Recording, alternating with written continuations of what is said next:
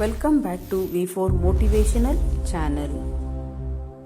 ನಮಸ್ಕಾರ ಸ್ನೇಹಿತರೆ. ಜೀವನದಲ್ಲಿ ನೀವು ಏನೇ ಮಾಡಿದರೂ ತಿಳಿದು ಮಾಡಿ. ಜ್ಞಾನಪೂರ್ವಕವಾಗಿ ಮಾಡಿದ ಕರ್ಮ ಸಫಲ ಇಲ್ಲದಿದ್ದರೆ ಅದು ವ್ಯರ್ಥ.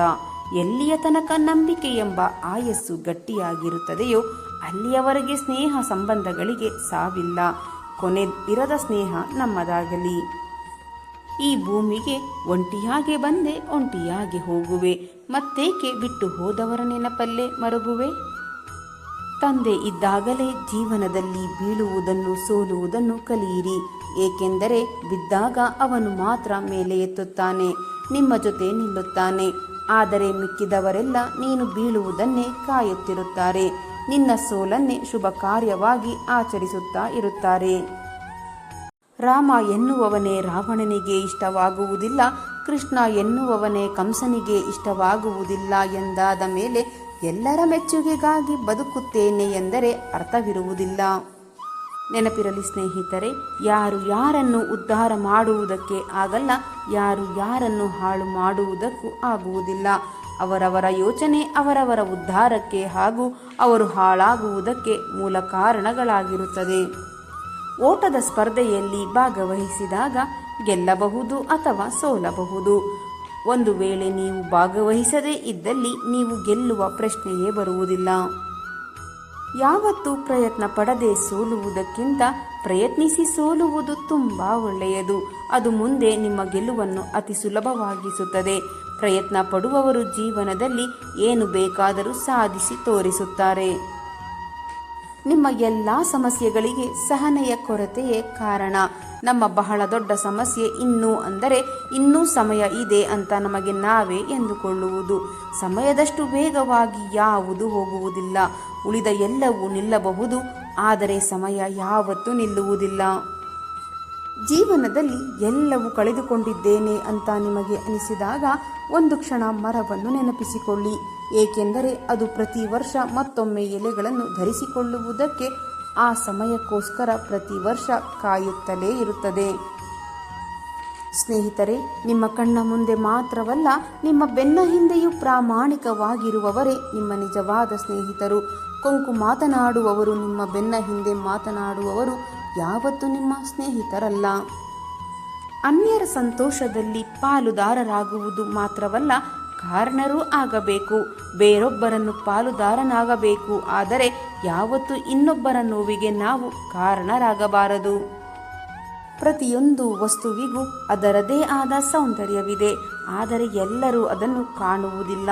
ಸೋಲಿನ ಭಯದಿಂದಲೇ ಬದುಕುವವರು ಗೆಲುವಿನ ಮಹಾ ಸಂಭ್ರಮವನ್ನು ಅನುಭವಿಸುವ ಅವಕಾಶದಿಂದ ವಂಚಿತರಾಗುತ್ತಾರೆ.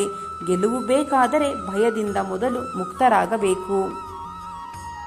ಇದು ನನ್ನಿಂದ ಆಗಲ್ಲ ಅಂತ ನಿಮಗೆ ನೀವೇ ಅಂದುಕೊಳ್ಳುವುದನ್ನು ಮೊದಲು ಬಿಟ್ಟು ಬಿಡಿ. ಯಾವುದೇ ಕೆಲಸ ಮಾಡಬೇಕಾದರೂ ಪ್ರತಿಫಲದ ನಿರೀಕ್ಷೆ ಯಾವತ್ತೂ ಮಾಡಬೇಡಿ. ಸುತ್ತಮುತ್ತಲೂ ಇರುವುದು ನಮ್ಮ ಸಂಬಂಧಿಕರೇ, ಆದರೆ ನಮ್ಮ ಸೋಲಿಗಾಗಿ ಕಾದು ಕುಳಿತಿರುವ ಹಿತಶತ್ರುಗಳು ಅವರೇ ಆಗಿರುತ್ತಾರೆ.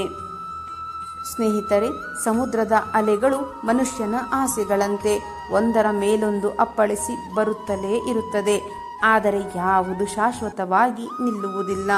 ನಮ್ಮ ಬಳಿ ಹಣ ಎಷ್ಟಿದೆ ಅಂತ ಲೆಕ್ಕ ಹಾಕಬಹುದು, ಆದರೆ ನಮ್ಮ ಬಳಿ ಸಮಯ ಎಷ್ಟು ಇದೆ ಅಂತ ಲೆಕ್ಕ ಹಾಕಲು ಸಾಧ್ಯವಿಲ್ಲ. ಹಾಗಾಗಿ ಪ್ರತಿ ಕ್ಷಣದ ಸದ್ಬಳಕೆ ತುಂಬ ಮುಖ್ಯವಾಗುತ್ತದೆ. ಬದುಕೆ ಒಂದು ಪ್ರಯೋಗ. ಯಾರು ಹೆಚ್ಚು ಹೆಚ್ಚು ಪ್ರಯೋಗಗಳನ್ನು ಮಾಡುತ್ತಾ ಹೋಗುತ್ತಾರೋ ಅವರು ಬದುಕಿನಲ್ಲಿ ಗೆದ್ದೇ ಗೆಲ್ಲುತ್ತಾರೆ. ನೀವು ಸತ್ಯವನ್ನು ಹೇಳಲು ಅಭ್ಯಾಸ ಮಾಡಿಕೊಂಡರೆ ಭಗವಂತನಿಗೂ ಹೆದರುವ ಅವಶ್ಯಕತೆ ಇಲ್ಲ. ಸುಳ್ಳನ್ನು ಹೇಳಲು ಪ್ರಾರಂಭಿಸಿದರೆ ನಿಮಗೆ ನೀವೇ ಹೆದರಿ ಬದುಕಬೇಕಾಗುತ್ತದೆ. ಜೀವನದಲ್ಲಿ ಮೊಟ್ಟ ಮೊದಲು ಕೆಟ್ಟ ವ್ಯಕ್ತಿಗಳನ್ನು ನಂಬಿ ಮೋಸ ಹೋಗ್ತೀವಿ.